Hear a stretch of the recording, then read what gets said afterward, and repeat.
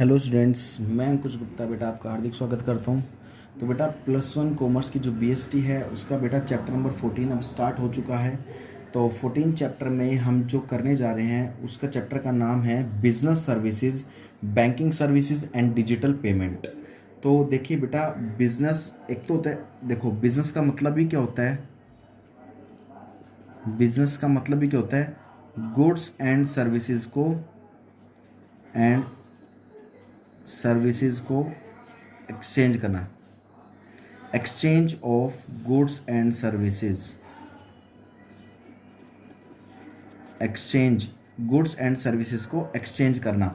देखो बेटा, गुड्स तो हम जो भी माल होते हैं हम एक जगह से दूसरी जगह ट्रांसफ़र कर सकते हैं। ये टेंजिबल नेचर का होता है। टेंजिबल समझते होंगे आप। टेंजिबल मतलब जिसे हम देख सकते हैं, छू सकते हैं। We can see, touch, but we can't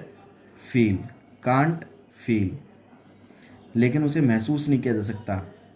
ठीक है।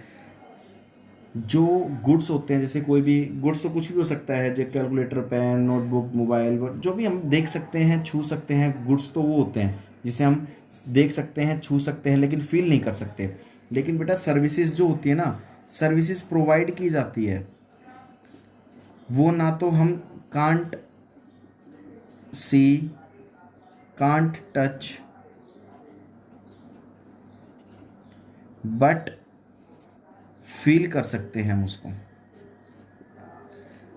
तो देखिए, एक बात ध्यान से सुनिए कि सर्विसेज क्या होती है, प्रोवाइड की जाती है। जैसे मान लीजिए आफ्टर सेल सर्विसेज, जैसे आप कोई भी शोरूम में गए, आपने कोई कार खरीदी, तो कार खरीदने के बाद आपको सर्विसेज प्रोवाइड होती है। भाई आपको फ्री सर्विसेज इसकी जो दी जाएगी, मतलब रिपेयर की सर्विसेज आपको फ्री दी जाएगी।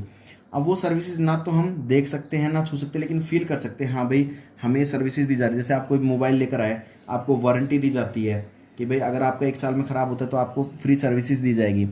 तो बेटा सर्विसेज प्रोवाइड की जाती है जिसे हम ना तो देख सकते हैं, ना छू सकते, लेकिन फील कर सकते हैं। तो हम उसी चैप्टर के बारे में पढ़ने जा रहे हैं कि बिजनेस सर्विसेज क्या होती है। तो बिजनेस सर्विसेज वो सर्विसेज होती है जो इंटेंजिबल प्रोडक्ट, ये प्रोडक्ट जो होते हैं ये इंटेंजिबल होती हैं। जो गुड्स होते हैं वो टेंजिबल होते हैं, लेकिन ये सर्विसेज होती है इंटेंजिबल होती है। ये प्रोवाइड की जाती है, सर्विसेज दी जाती है।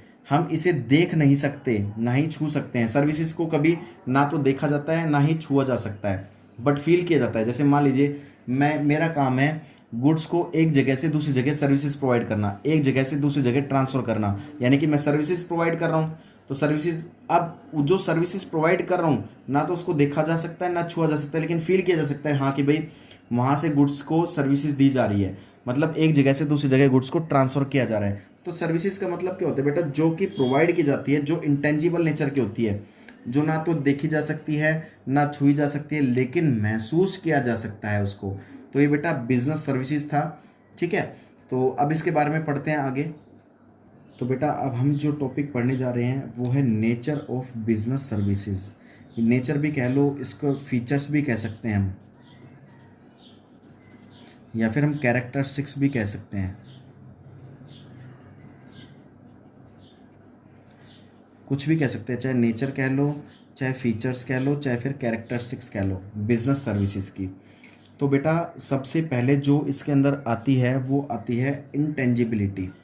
मैंने आपको पहले बताया था, जो सर्विसेज होती है वो इंटेंजिबल होती है। सर्विसेज जो भी होती है वो इंटेंजिबल नेचर की होती है, ना तो उसको हम देख सकते हैं, ना ही छू सकते, लेकिन महसूस ज़रूर कर सकते हैं कि हाँ भाई हमें सर्विसेज प्रोवाइड की जा रही है। तो सर्विसेज प्रोवाइड को ओनली महसूस किया जा सकता है। It can be only just be felt.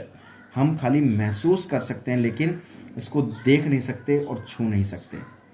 Next आता है बेटा हेट्रोजेनिटी। हेट्रोजेनिटी क्या होती है कि जैसे सर्विसेज लैक इन होमोजेनिटी। मतलब एक, जैसे मान लीजिए कोई बैंक एम्प्लॉयर है, बैंक का मालिक है, बैंक का मालिक हमें कोई भी हमें सर्विसेज प्रोवाइड करता है, तो उसका जो बिहेवियर होता है वो होमोजेनिटी कहलाता है या फिर हेट्रोजेनिटी कहलाता है। कि मतलब वो जो सर्विसेज दे रहा है, जो उसका नेचर है, जो उसका बिहेवियर है, जो अपने कस्टमर के साथ जिस तरीके से वो रिएक्ट कर रहा है, तो रिएक्ट कर रहा है, ना तो उसको देखा जा सकता है, ना छुआ जा सकता है, लेकिन महसूस किया जा सकता है कि भाई वो हमारे साथ किस तरह का बिहेव कर रहा है, रिएक्ट कर रहा है। नेक्स्ट आता है third, non stocking. Non stocking क्या होता है बेटा? देखो, जो गुड्स होता है उसको तो स्टॉक किया जा सकता है, लेकिन सर्विसेज को स्टॉक थोड़ी किया जा सकता है। इसको मतलब हम स्टॉक थोड़ी कर सकते हैं गोडाउन वगैरह में। देखो, हमारे पास अगर कोई माल है, हम किसी मोबाइल का प्रोडक्शन कर रहे हैं या किसी भी एसी का प्रोडक्शन कर रहे हैं, तो हम उस प्रोडक्ट को गोडाउन में स्टॉक कर सकते हैं। हमारे पास गोडाउन है क्योंकि हम उसको देख सकते हैं, छू सकते हैं, तो इसलिए हम उसको स्टॉक कर सकते हैं। लेकिन जो सर्विसेज हैं, सर्विसेज को बेटा कभी भी स्टॉक नहीं किया जाता। सर्विसेज को कहाँ रखेंगे? सर्विसेज को रखने वाली चीज़ है, क्योंकि सर्विसेज तो दी जाती है, तो ये बेटा नॉन स्टॉकिंग होता है। ठीक है। नेक्स्ट आता है फोर्थ, नॉन ट्रांसफरेबिलिटी। देखो, ये जो सर्विसेज होती है वो ट्रांसफर नहीं की जाती। सर्विसेज ओनली क्या की जाती है? प्रोवाइड की जाती है। ठीक है, सर्विसेज ओनली दी जाती है। ट्रांसफर तो किसको किया जाता है? गुड्स को किया जाता है।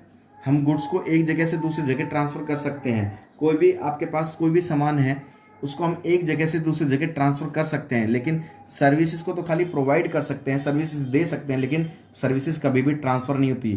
कभी ऐसा सुना है आपने कि भाई हम भाई आपको ना वो आपने कोई कार परचेज की है, ठीक है भाई, आपके ना भाई एक कार खरीदने पर आपको 1 साल तक सर्विसेज प्रोवाइड की जाएगी। तो सर्विसेज ये थोड़ी है भाई हाँ आपके घर आ जाएगी, सर्विस आपके घर आ जाएगी, हमने यहाँ से लोड कर दिया है ट्रक में और सर्विसेज आपके घर पहुँच जाएगी। नहीं बेटा, कभी भी सर्विसेज ऐसे नहीं दी जाती है। हाँ, गुड्स को आपके घर तक पहुँचाया जा सकता है, लेकिन सर्विसेज तो बेटा प्रोवाइड की जाती है। ठीक है, तो बेटा ये नॉन ट्रांसफरेबिलिटी होता है। एंड लास्ट फिफ्थ आता है बेटा कस्टमर पार्टिसिपेशन। देखो, एक बात बता देता हूँ कि हमारे पास दो व्यक्ति होते हैं, एक तो होता है सेलर और एक होता है परचेजर। दो व्यक्ति होते हैं, माल को बेचने वाला सेलर कहलाता है और माल को खरीदने वाला परचेजर कहलाता है। तो यहाँ पर एक बात बताओ, सेलर के लिए किसका होना ज़रूरी है? परचेजर का। और परचेजर के लिए किसका होना ज़रूरी है? सेलर का। अब सेलर जो है गुड्स को उसने बना लिया, लेकिन वो माल किसको बेचेगा? कस्टमर को बेचेगा, तो उसके लिए किसका होना ज़रूरी है? परचेजर का होना ज़रूरी है। अब जो परचेजर है वो माल किससे खरीदेगा? सेलर से खरीदेगा। तो यहाँ पर कहने का मतलब क्या है? सर्विसेज जो भी प्रोवाइड की जाती है वहाँ पर किसका होना ज़रूरी है? कस्टमर का। एक सेलर के लिए किसका होना ज़रूरी है? एक सेलर के लिए किसका होना ज़रूरी है? कस्टमर का होना ज़रूरी है। जब तक हमारे मार्केट में कस्टमर नहीं होंगे, जो सेलर है वो माल किसको बेचेगा? किसी को नहीं बेचेगा। तो कह रहा है यहाँ पर जो भी सर्विसेज प्रोवाइड की जाती है, तो यहाँ पर हमारे कस्टमर का होना बहुत ज़रूरी है। तो यहाँ पर कस्टमर का बेटा पार्टिसिपेशन भी होता है। तो बेटा इतना ध्यान रखना कि बिना कस्टमर के कोई सेलर किसी भी गुड्स को नहीं बेच सकता। तो बेटा आज के लिए आप इतना ही करना है आपको। नेक्स्ट वीडियो में फिर मैं आगे कराऊंगा आपको। तब तक के लिए इनको पढ़िए, समझिए, बहुत अच्छे से करिए और फिर नोटबुक में नोट डाउन कीजिए। तब तक के लिए बेटा जय हिंद, जय भारत।